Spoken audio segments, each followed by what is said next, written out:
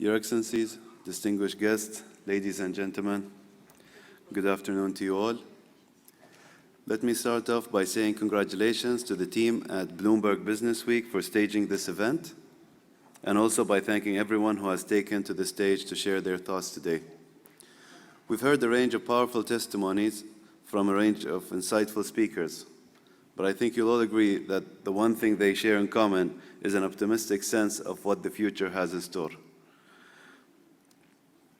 And this is encouraging to hear, especially now, because we're all aware of just how much negative commentary is circulating at the moment, whether it's outlooks on the global economy or analysis of the shifting relationship between major state actors. The picture painted for us is not particularly pleasant. So to me, it is fitting that we are having this discussion at the Armani Hotel at the foot of Burj Khalifa. Because if you remember, it was not too long ago when the conversation surrounding this project took a turn for the worse. The global economy was in the midst of some significant problems, and the plan to build the world's tallest tower was just a step too far for some. And yes, there was, of course, an element of risk. There were always going to be challenges, and inevitably there were. You may recall the speculation and uncertainty regarding the launch and whether or not the timeline announced was too ambitious. And as you can imagine, the critics were out in force. But any issue around the project were swiftly resolved, and Burj Khalifa was delivered on time, with people all around the world watching on in awe. This came as no surprise to us here in Dubai. Throughout its history, the city has made decisions that others thought brave or even foolish, but time after time proved inspired.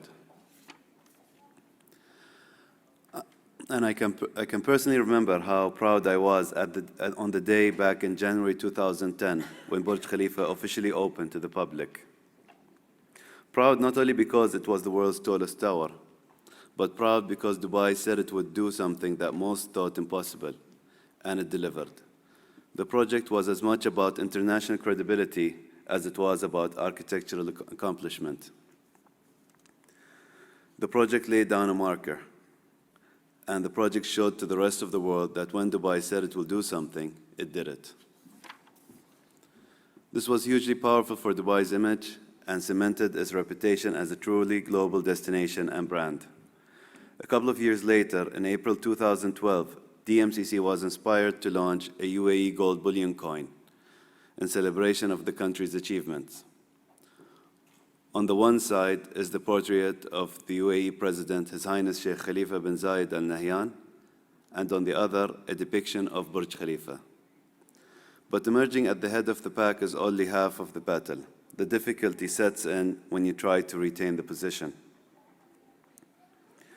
Ladies and gentlemen, you're all leaders in your own right, government, business, or otherwise. And you, better than most, will know that a lapse of any kind can bring successful projects to its knees remarkably quick.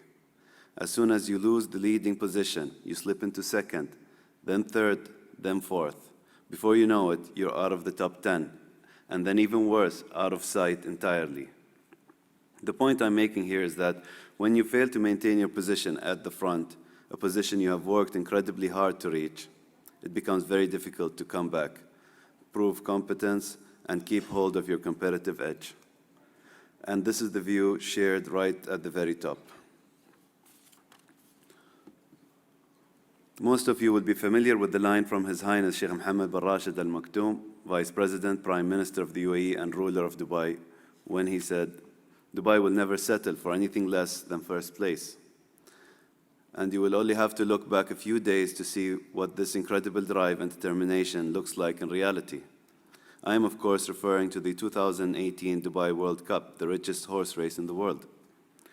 And on the way over to the event this afternoon, I read an article that explained why this year's event was particularly special for His Highness and really for Dubai as a whole.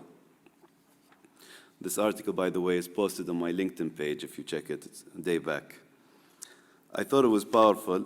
It explained how this edition more so than any other, underscored His Highness' commitment to being number one and leading from the front. The first reason was the spectacular races on the night cemented the event's reputation as truly being in a class of its own.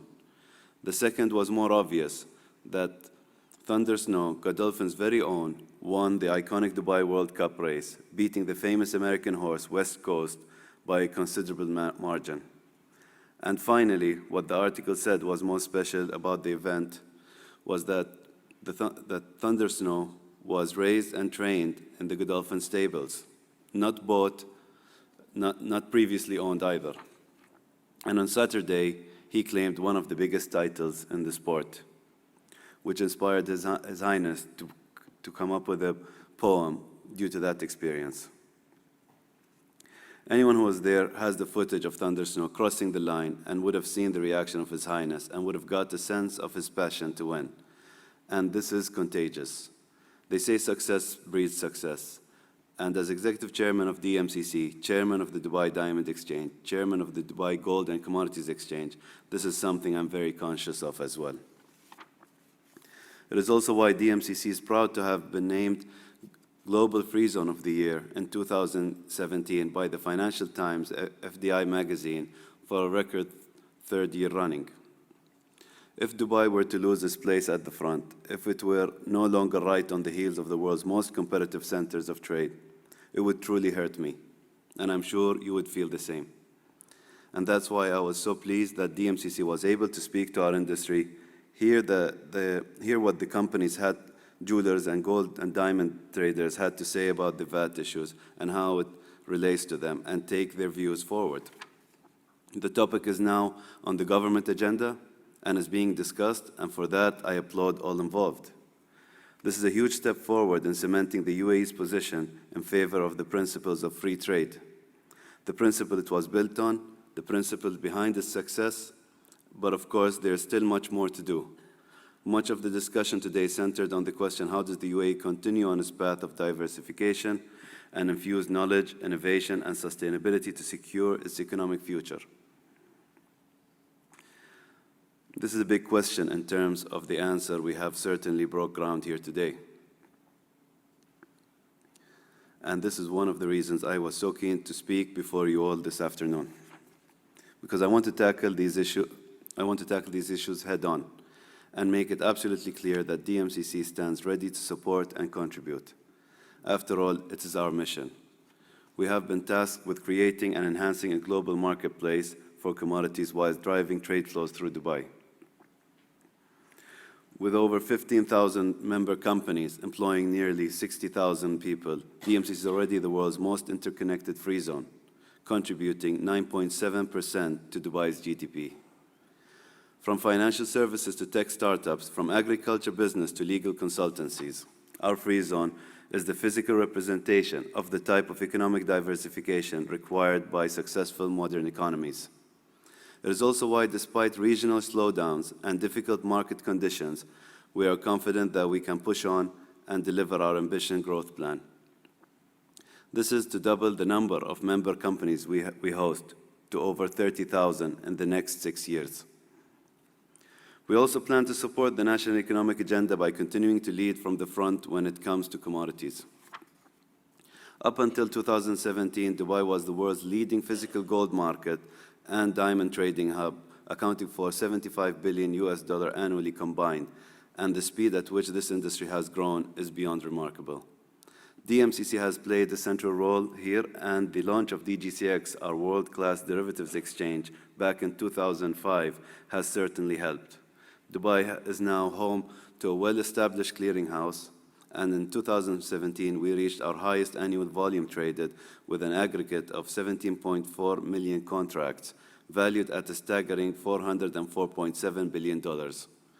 We're operating at an annual average growth rate of 15% in the last 5 years, which again is a record few can claim. It's also impressive when you look at what we are doing in the tea industry. The UAE is one of the world's largest re-exporters of tea, and DMCC Tea Center alone handles 53 million kilos of tea each year. In fact, later this month, we are hosting the Global Dubai Tea Forum, which will convene the whole industry for the 7th year. Actually, 7th time. It's a biannual forum. And building on this success, we have decided to build the DMCC Coffee Center next to our tea center, the first of its kind in the world. Due to open later this year, the state-of-the-art facility is equipped with the very latest technology and is set to propel Dubai to the front of a massive global industry once more. Very soon, Dubai will become the new global hub of coffee industry, complementing Rotterdam in a move that will add another significant non-oil related revenue stream to the UAE economy. And to my point earlier, what we say we will do, as far as I'm concerned, the road is already paved. As we speak, we have the best coffee experts in the globe working on our coffee center. We should be confident of success because we know the source markets better than anyone. After all, we already have access to and work with the large majority of them, believe it or not, through our tea business.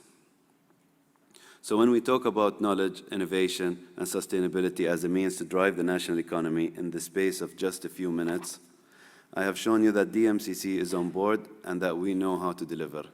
It has done ever since it was set up in 2002 as the Government of Dubai Authority on Trade and Enterprise. Sadly, time will prevent me from going on into further details about our other projects at DMCC, the projects that will keep us on the very forefront of what we do and in turn help secure Dubai's favorable position on the global stage. The most notable omission being the Uptown Dubai district, currently under construction, a 10 million square foot experience with seven towers atop 7 levels of podiums. More on that another time, perhaps. But in the meantime, as you leave the Armani this afternoon, I urge you all to take with you the sense of optimism from here in the room. Because despite what we continue to hear from some, you as global business leaders should not be deterred in a mission to succeed. Stay the course. If you wish to understand the forces at play today, the past can be very revealing. This is not new territory. And I am more than confident that with your support, Dubai and the UAE will continue to lead the race and make its positive mark on the global economy.